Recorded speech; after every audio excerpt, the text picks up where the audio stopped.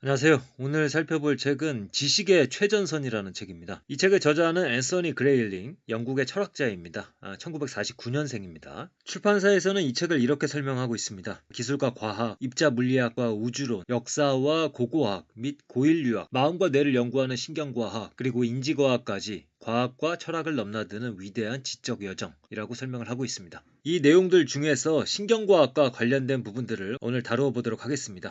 철학자들이 강한 부분은 높은 곳에서 아래를 내려다보면서 어떤 개념들을 분류하고 좀 메시한 것들을 깔끔하게 정리해주는 그런 강점이 있다고 생각이 되는데요. 오늘은 오쏘가 개념적으로 미비한 부분들을 조금 채워놓는 것에 포커스를 맞춰서 내용을 정리했습니다. 저자는 먼저 이런 말을 하고 있습니다.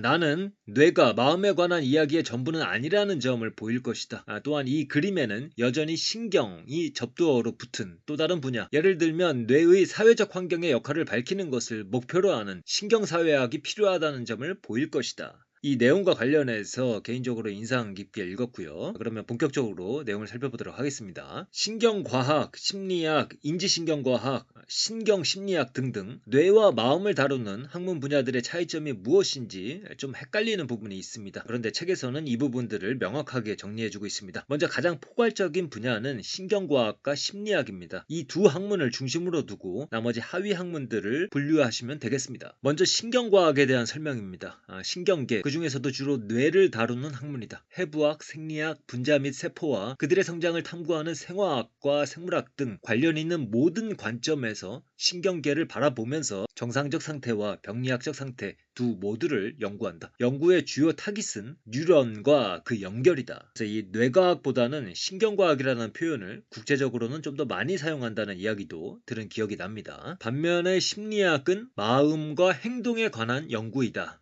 그래서 이 두 단어가 내포하는 광범위한 현상을 다룬다. 자각, 이성, 기억, 학습, 동기, 감정, 지성, 성격, 관계, 그리고 이러한 능력의 발달, 이와 관련해 발생하는 문제, 그 문제에 대한 치료, 연구 및 응용에서 사회적, 신경학적, 양리학적, 포렌식적 방법의 사용 등을 다룬다. 그래서 마음과 행동에 관한 연구이다. 요거를 기억하시면 되겠고요. 다음으로 신경심리학은 심리학의 전문 하위 분야 가운데 하나로 행동과 정신적 삶이 신경계, 주로 뇌에서 어떻게 생겨나고 조정되는지 연구한다. 마찬가지로 인지신경과학은 뇌와 신경계의 감각 경로에 초점을 맞추면서 이것들이 지각, 기억, 주의력, 언어 능력, 의사결정, 감정 등을 어떻게 조정하고 처리하는지 이해하고자 한다.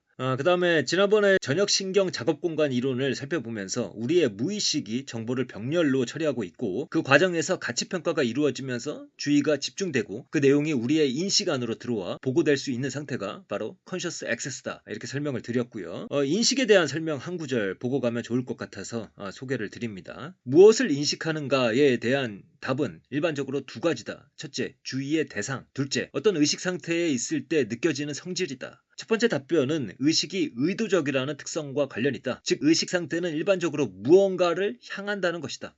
두 번째 답변은 감각질과 관련이 있다. 어떻게 느껴지는가 또한 감각질이다. 하지만 여기서 감각을 불러일으키는 생각, 사람, 상황 같은 의도적 대상은 다양할 수 있다. 그 다음에 책에서는 저녁신경 작업공간 이론과 통합정보 이론에 대해서 간단하게 소개를 하고 있고요. 통합정보 이론에 대한 설명의 끝에 이런 내용이 나옵니다. 요약하자면 무의식적 감각정보 처리의 경우 관련 있는 감각기관에만 한정되어 있지만 의식적 감각정보 처리의 경우 원래는 따로 특화되어 있는 신경회로들이 상호 연결하면서 겉질 전체에서 이루어진다는 생각이 여러 증거를 바탕으로 보편화되고 있다. 또 이러한 경험적 데이터들은 의식이 의도적이라는 아이디어를 뒷받침해준다. 여러 실험은 뇌가 어떻게 공백을 메꿔서 경험에 기여하는지 보여준다. 뇌는 색이 없는 시야에도 색의 대비를 주입해 원근감과 거리를 판단한다. 경험에 따라 감각 데이터를 해석하고 물리적 환경에 대해 최선의 추측을 한다. 그래서 아까 말씀드린 무엇을 인식하는가에 대한 첫 번째 답이 의도였잖아요. 우리의 의식은 무언가를 계속 향하고 있다고 이야기를 했고요. 그리고 무언가를 향하면서 내면의 무언가를 투영시키고 있잖아요.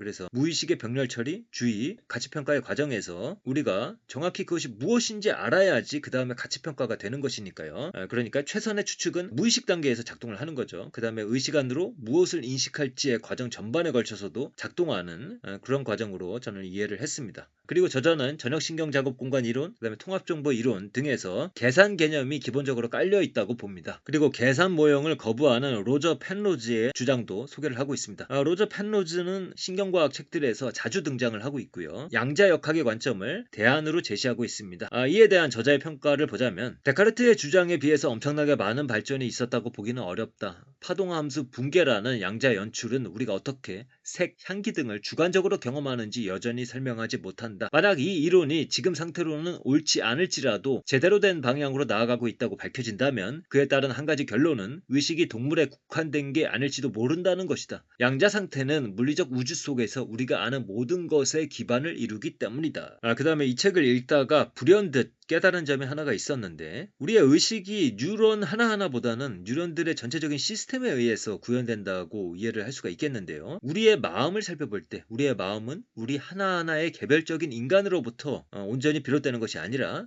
그 역시 인간들의 네트워크 전체에서 비롯하는 것이 아닐까라는 생각이 들었습니다. 구절을 읽어보겠습니다. 마음이 뇌와 뇌 또는 뇌와 자연환경이 상호작용한 산물이라는 것이다. 근본적으로 사회적 동물인 우리에게 뇌와 뇌의 상호작용에 따른 복잡한 사회 현실은 아마 무엇보다도 중요한 환경일 것이다. 사람은 복잡하게 얽힌 네트워크상의 한 점이다. 정신적 삶의 내용은 대부분 그 네트워크에서 나온다. 따라서 여러 뇌가 상호작용한 산물인 개인의 마음은 fMRI 스캔에서 직접적으로 드러나지 않는다. 개인의 성격과 감성을 구성하는 역사적, 사회적, 교육적, 철학적 차원은 개인의 뇌가 외부 입력 없이 생성하는 전기화학적 신호를 훨씬 뛰어넘는다. 따라서 신경과학은 뇌의 많은 부분과 그 안에서 마음이 발현되는 방식을 밝히는 흥미롭고 매력적인 학문이지만 우리가 마음과 정신적 삶에 관해 알고 싶어하는 모든 것을 가르쳐주지는 못한다. 신경과학은 우리의 도덕적 정서가 이미 우리 안에 내장되어 있으며 혐오와 기쁨에 대한 기본 반응에 뿌리를 두고 있다고 이야기한다. 이에 블룸은 도덕성이 변한다는 점을 지적하는 간단 명료한 방식으로 의문을 제기한다. 폴 블룸은 예일대학교의 심리학자입니다.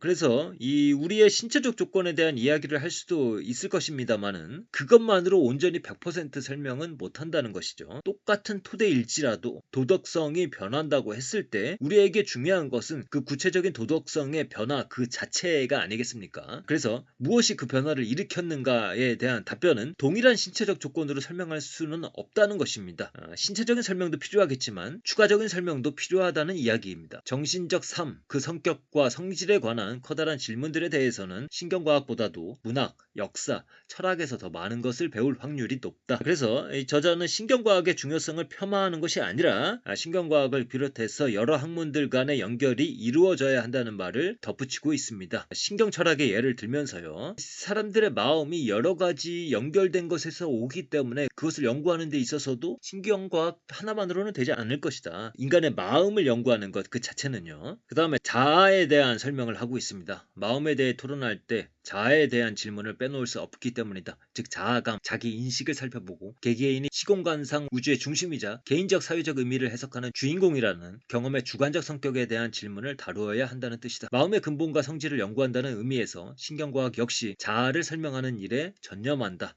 실제로 그래야만 한다. 세상에 존재한다는 경험은 의식적, 정신적 삶의 핵심 차원이다. 자아에 대한 관점을 의식에 관한 계산적 이론들과 정서적 이론들로 구분해서 보는 점도 눈에 띄었습니다. 자아에 대한 개념을 어떻게 풀어나갈지 생각하다 보면 통합이라는 개념과 감정이라는 개념이 마음속에 떠오르며 서로 연결된다. 앞서 설명했던 의식의 계산 이론들에서는 정보 통합이 핵심 역할을 한다. 이는 자아를 해석기로 여기는 마이클 가자니가의 이론 등에서 다시 반복된다. 안토니오 다마지오 같은 이론가들은 의식의 근원이 자아라는 느낌에 있다고 생각한다. 그래서 오늘은 지식의 최전선이라는 이 책의 3부 내용을 다루었습니다. 전반적으로 맥락을 관통하기보다는 부분 필요한 지식들을 채워 넣는다는 관점에서 정리를 해봤습니다. 사실은 이 노학자들이 쓴 책들을 보면 느껴지는 어떤 그런 내공 같은 것들인데요. 수십 년간 학문에 전념했기 때문에 이 산 위에서 그동안 자기가 공부한 바를 정리하는 그런 일목요연한